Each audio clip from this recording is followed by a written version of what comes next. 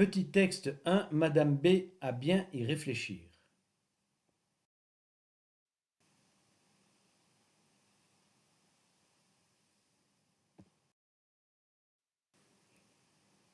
À bien y réfléchir, je pense que tout est parti du message de Madame B sur ma boîte vocale.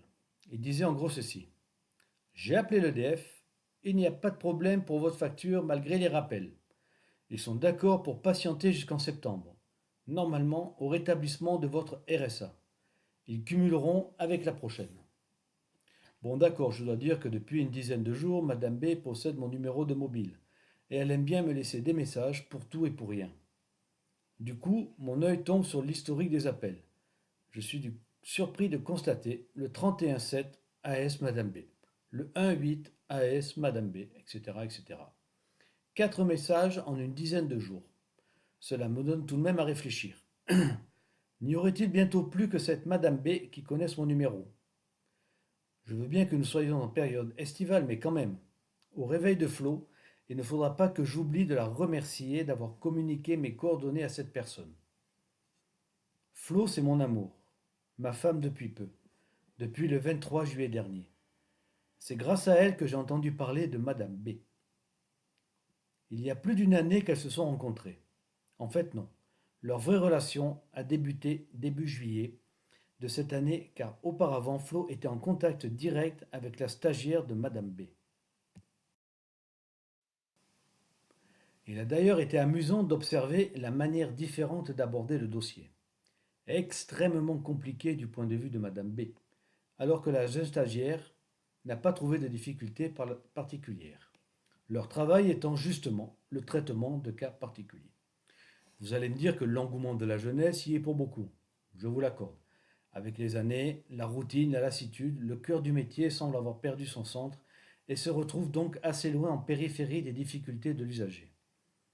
À moins que cela ne vienne d'ailleurs. Il est vrai que l'arrivée du dossier sur le bureau de Madame B l'année dernière possédait un passif certain. Flo avait déjà secoué le cocotier des administrations pour pauvres en passant par la voie hiérarchique royale. Notre président, notre Premier ministre, notre ministre concerné par les affaires sociales, notre député, notre préfet, notre président du conseil général, notre maire. Elle avait certes omis le principal intéressé, le directeur de la CAF. Mais étant donné qu'à l'époque elle était déjà en rapport constant avec cet organisme, à quoi bon le prévenir davantage du dysfonctionnement de son établissement? Il y a un adage vérifiable pour toute chose. Si le chef est bon, le service est bon. Si le chef est mauvais, par contre, une bonne ou une mauvaise chose, je ne saurais en juger. Il faut préciser que mon amour est une battante, taureau dans l'âme, ce qui lui a bien servi dans sa vie antérieure. Même si depuis quelques années, elle essaie de troquer cette casquette pour se coiffer d'une qui serait plus douce. Dans le monde où l'on évolue, la bienveillance ne semble pas être de mise. Si l'on ne montre pas où l'on est, on a tôt fait de se faire manquer de respect, ou pire, se faire piétiner allègrement. Pas simple de trouver la nuance entre laver les pieds et servir de paillasson. Sa vie antérieure, c'est ça qui pêche, pour des personnalités telles que Madame B. Je pense également à une autre personne, une certaine Madame C, que Flo avait sollicité dans le cadre de sa demande de surendettement auprès de la BDF. Quelqu'un ou quelqu'une en l'occurrence dont le salaire mensuel affichait 5 chiffres et qui aujourd'hui viennent à elle, il y a dans leur tête comme un bug. J'admets qu'il ne doit pas être simple d'entrevoir l'idée d'un burn-out. Cela se situe dans un univers au-delà de leur compréhension. Ce n'est pas non plus ce qu'on leur demande, juste faire le taf. Eh bien, cela même semble bien compromis. Je peux, moi, pourtant comprendre qu'elle, dame patronnesse, qui se voit uniquement parce que quelqu'un un jour leur a octroyé ce maigre pouvoir, comme de la petite bourgeoisie ayant pour mission d'aider le bas peuple avec le trésor du contribuable. Évidemment, se trouver en face de mon amour dans sa situation actuelle a de quoi les faire jubiler intérieurement. Un souci cependant commence à poindre. Madame B commence à jubiler à haute voix. Et ça, ça va devenir gênant. Fermons momentanément cette petite digression, amusons-nous des faits. À propos de l'électricité, qui nous a été coupée récemment, comme à toute chose malheur est bon, cela nous a permis d'appréhender le manger cru. Puisque l'induction sans jus, ce n'est pas tout à fait ça. Merci EDF au moins pour ça. Manger plus sainement.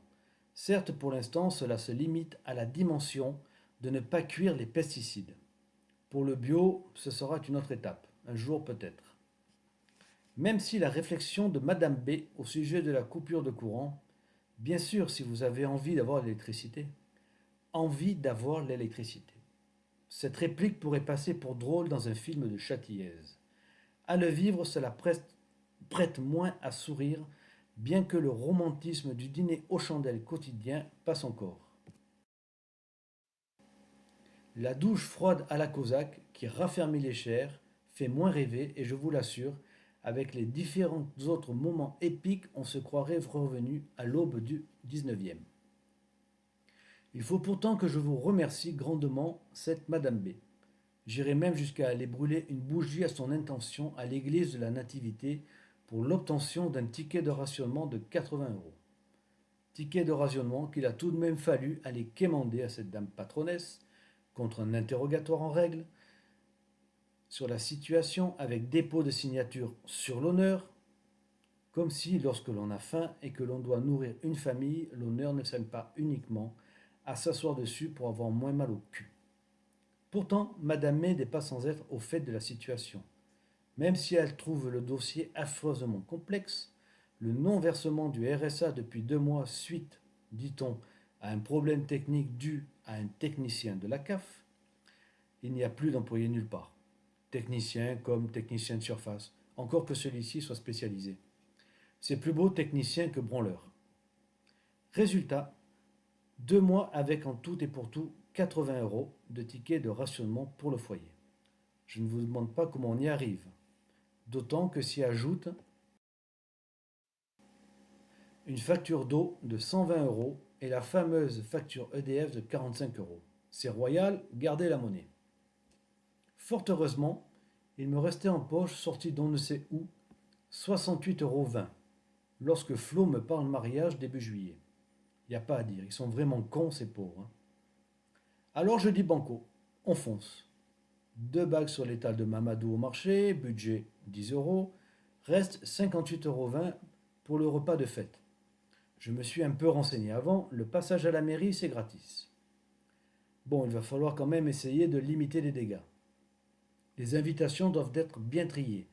Passez au tamis fin. Tiens, tamis. Cela me rappelle les 3 tamis de Socrate, enfin je crois. La vérité, la bonté, l'utilité. Je ne suis pas certain que d'aucun de nos invités passe par les 3. Moi non plus d'ailleurs. Ce n'est pas important en fait. Alors qui seront-ils? Ceux qui seront conviés à notre table ce jour extraordinaire. Combien serons-nous à déjeuner pour 58,20 euros?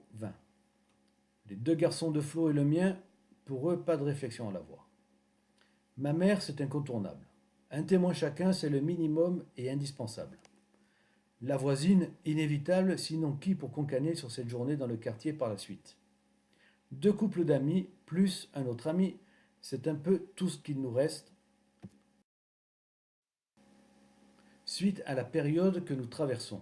On appelle cela l'écrémage naturel. Enfin, pour terminer, MF, une belle personne que nous avons rencontrée récemment au lutin. La liste est close, on ne s'encombrera pas avec les autres. En tout 14, ça va être chaud bouillant, 4,15 € par personne. Il va falloir que les invités pensent à prendre du vin et des bulles. Le 23 débarque alors que nous n'avons pas eu le temps de nous retourner. Réveil calé à 5 heures. Préparation du repas. Il faut que tout soit bouclé avant 9h30. Ouf, ça y est, juste. 9h45, la mairie de la Garde, juste en bas. À pied, 5 minutes. Tous sont là à l'exception des fils de Flo. Attente, attente, attente. C'est fou comme 15 minutes peuvent être longues. Tout le monde s'étonne que les garçons de Flo ne soient pas encore arrivés. L'officier d'état civil aussi attend avec nous. À un moment donné, je décide du top. On y va sans eux. Ils prendront la cérémonie en cours. Alors, oui, je veux. Oui, je veux. Puis l'officier d'état civil me tend un nouveau livret de famille. Oups, j'avais pas prévu ça. 10h15, tout est bouclé. Nous voici mariés. On monte en cortège, à pied sur le rocher. Notre repas raw food, préparé avec amour, a fait merveille. Bon, d'accord. J'ai triché un peu. Je me suis fait prêter 100 balles. Quand même, un vrai repas de fête pour 9,88 € par personne, ce n'était pas gagné d'avance. 18h, les invités sont tous partis. Il est vrai que se marier en semaine, tout le monde a des obligations. De plus, on aurait pu remettre le couvert. Je débarrasse la table, la vaisselle, je délaisse un peu ma femme qui a, malgré cette belle journée, un pincement au cœur. Elle accuse le coup de l'absence de ses fils. Sans message, sans aucune explication. Pas simple tout ça pour elle. Pour ma part, les concernant, je les ai fait glisser simplement dans la corbeille des grosses merdes. Ils vont bien s'y entendre avec ceux qui y grouillent déjà.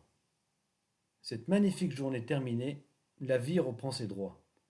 Le tribunal de commerce, le tribunal administratif, l'état de cessation de paiement, la liquidation judiciaire, les banques, la Banque de France, le RSA, Madame B, etc., etc. Peut-être en fin de compte, le dossier est-il plus complexe que prévu. Mais vous, Madame B, ne vous occupez pour votre part que d'une infime partie et même pas complètement de ce qui devrait être dans vos attributions. Un regret toutefois pointe le bout de son nez en cette fin d'été. Vos messages n'auront duré qu'un court moment. 1 kilo de tomates, 1 kilo de courgettes, 1 kilo de pommes, et hop, mon abonnement mobile s'est envolé cet été. Vous fûtes pour moi, Madame B, telle une éphémère. Fugace. Pas très heureux fut. N'a-t-on jamais vu quelqu'un être ce qu'il pouvait? Pas très heureux, mais drôle. Heureusement, la vie est belle. Ma femme également, on s'aime. Alors, 8 € encore en poche. Cette vie, nos rêves et nos projets n'attendent que nous. Alors, à l'ouest, quoi de nouveau? Une dernière plaisanterie. Suite à notre mariage, le père des enfants réclame une pension alimentaire. Il est trop fort. À suivre.